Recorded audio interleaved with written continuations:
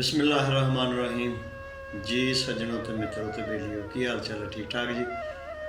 अज हदिया नात पंजाबी दे विच जनाब दी नज़र कर रहे हैं।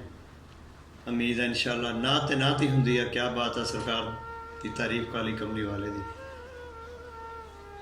कुछ कोशिश की है इंशाअल्लाह ज़रूर पसंद आएगी। अर्ज़ कीता जी ऐसा हुस्नो जमाल देखा, ऐसा हुस्नो जमाल देखा, बेमिसलो बेमिसाल देखा।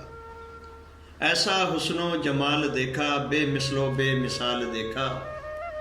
अर्शियों का भी तू ही मौला, अर्शियों का भी तू ही मौला, ऐसा तुझे बाकमाल देखा।